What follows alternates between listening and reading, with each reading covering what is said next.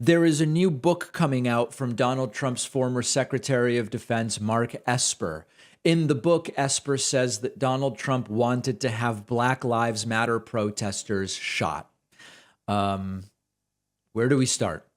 Axios reporting, scoop, Esper says Trump wanted to shoot protesters. This is from Mike Allen. Mike Allen, a long history of very important scoops. The book is called A Sacred Oath. Former Defense Secretary Mark Esper charges in a memoir out May 10 that former President Trump said when demonstrators were filling the streets around the White House after the death of George Floyd, quote, "Can't you just shoot them? Just shoot them in the legs or something."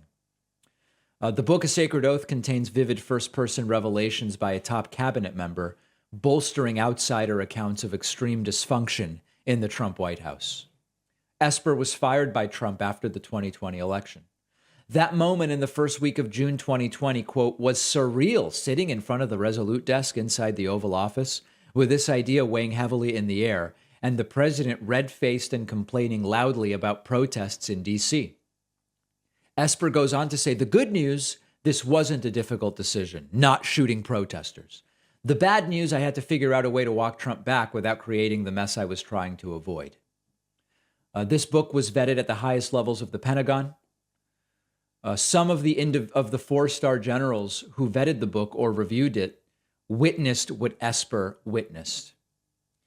Listen, there's a few different things here. First of all, shoot people for their speech. I thought they were for free speech. For all of the First Amendment stuff they claim to be all about, Trump saying, well, what about shooting people exercising free speech rights? I want to go into a different direction with this, though.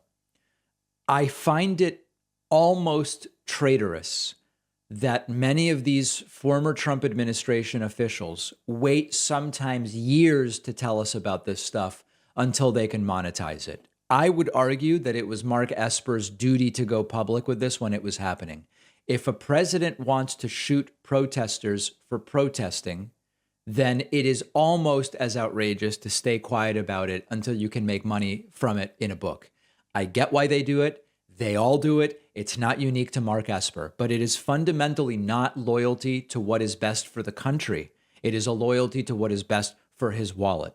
And I get it. I know why they are doing it. But this is so extreme and so outrageous that you could make the case that it borders on treason not to immediately blow the whistle publicly on something like this. Now, let's be, as charitable as possible. Is it possible that Mitch McConnell and the RNC told Esper to sit on this stuff? Let's see how far the January 6th committee goes. Let's wait before you. It's possible, but there's no evidence of that, and it doesn't seem particularly likely.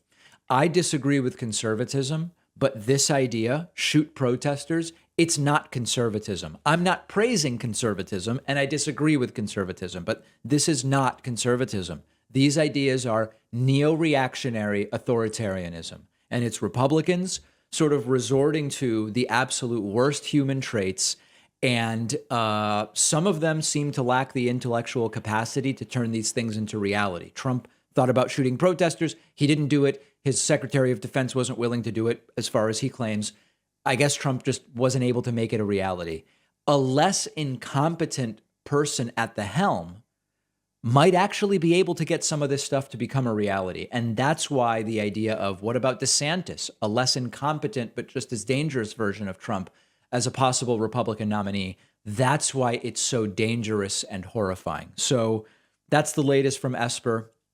I don't plan on buying the book. I don't read any of these types of books. I've got too much other stuff to read that I find more interesting, but not a revelation that I would doubt. It is in line with everything we've seen from Donald Trump. But Esper should have gone public earlier with this. We'll have more on our Instagram, which you can find at David Pakman Show.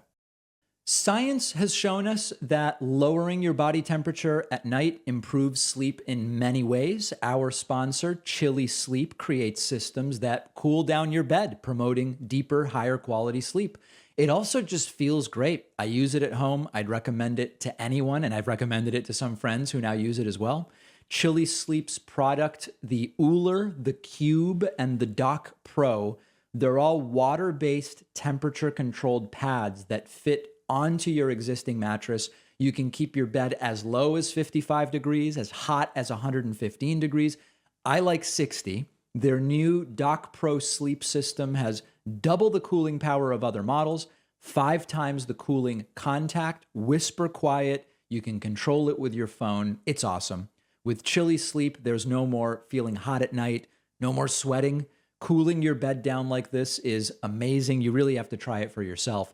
When you go to chillysleep.com/Pacman, you'll get 30% off the Uller and Cube sleep systems and 10% off the new Dock Pro. This offer is only for my audience. The link is down below.